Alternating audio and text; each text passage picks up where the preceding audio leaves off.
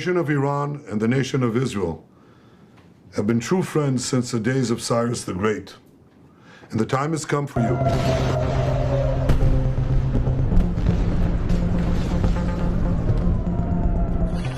እስራኤል እና ኢራን ዛሬ እንዲህ ባለ እጅግ አውዳሚ ጦርነት ውስጥ ገብተዋል።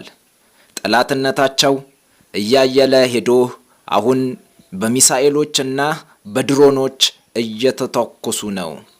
በርግጥ የህዝብ ግን ወዳጅ ሆኖ ያውቃል።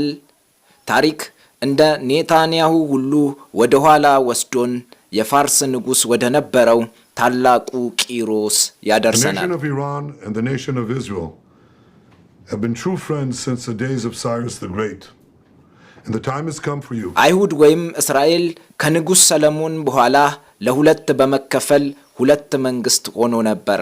ሰሜኑ እስራኤል፣ ደቡቡ ደግሞ ይሁዳ።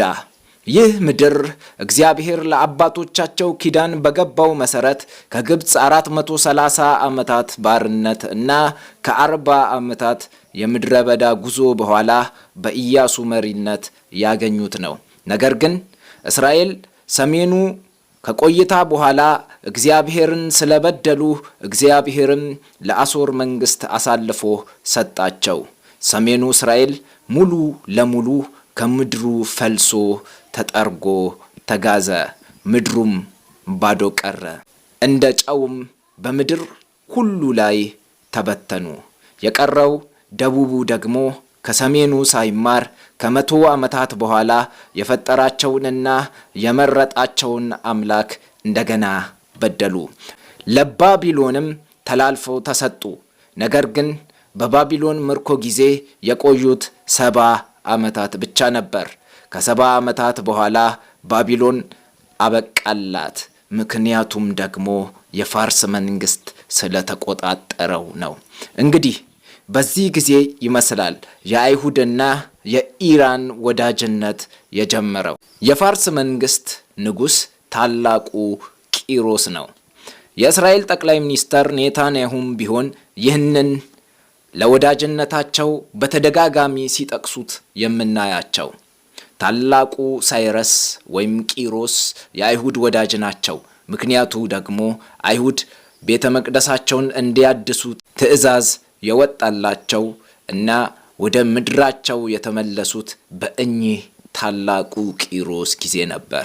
በታላቁ ቂሮስ ዘመን አይሁድም የተነገራቸው ትንቢት በተፈጸመ ጊዜ እግዚአብሔር የቂሮስን ልብ አነሳሳና ኢየሩሳሌም እንድትታደስ ትእዛዝ አወጣ። በነ ነህምያ እና ዘሩባቤል አማካይነትም ኢየሩሳሌም መጠገን ጀመረች። የፈለሱት ህዝቦቿም ተመለሱ።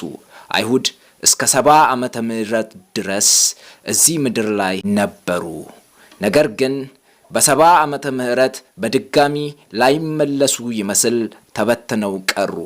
በ1948 ዓመተ ምህረት እንደ ሀገር እስኪሰባሰቡ ድረስ። በእርግጥ ሁሉም ነገር እየሆነ ያለው በስጋዊ ኃይላት በኩል የሚደረግ ጦርነት ብቻ አይደለም። ይህ ጦርነት በመንፈሳዊ ኃይላት በኩል ስላለው ነገር የሚነግረን ብዙ ነገር አለ።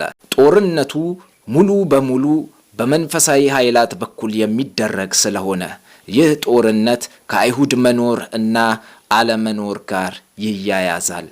የአይሁድ መኖር ወይም አለመኖር ደግሞ በእግዚአብሔር ዘንድ እንዲሁም ደግሞ በሰይጣን ዘንድ ትልቅ ጉዳይ ነው። ምድር ላይ ትንቢቶች ሁሉ ፍጻሜ በዚህ ህዝብ ላይ ነውና መጥፋት ወይም አለመጥፋት ይህን ህዝብ ሲከተለው የመጣ ጉዳይ ነው እንጂ ኢራን ትላንትና በመሪዎቿ የተናገረችው ነገር አይደለም።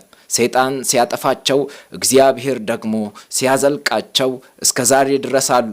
ያኔ መሲሐቸውን ባለመቀበላቸው አሁንም ባለማመናቸው የሰይጣን መጫወቻ ቢሆኑም መሲሐቸውን የሚመለከቱበት ጊዜ ይመጣል።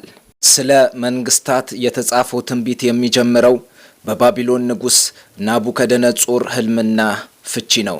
ንጉስ ናቡከደነጾር ያየው አንድ ምስል ነበር።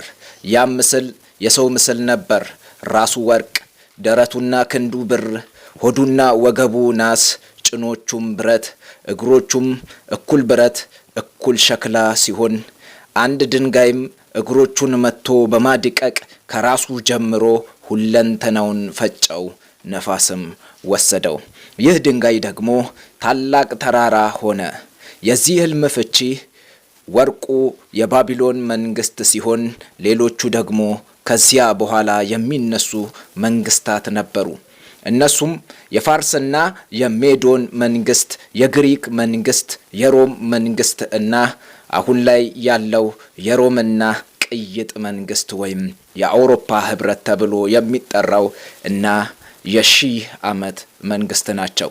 አሁን አይሁድ ተስፋ አድርገው የሚጠባበቁት መንግስት የመጨረሻውን መንግስት የሺህ ዓመት መንግስትን ነው።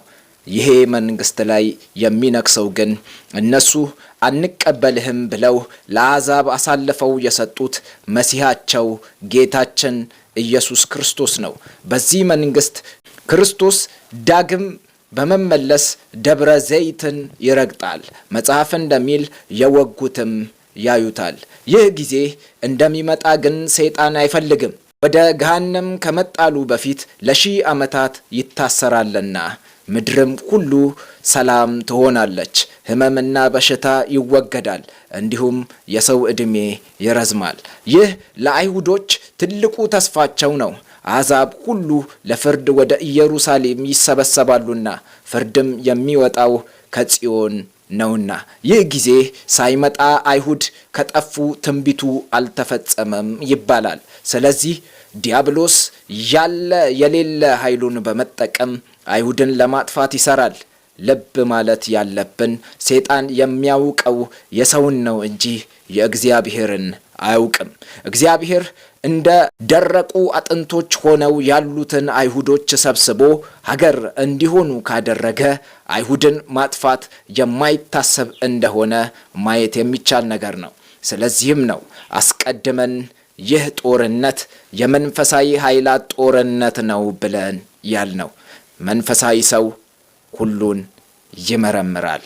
ለዛሬ አበቃን።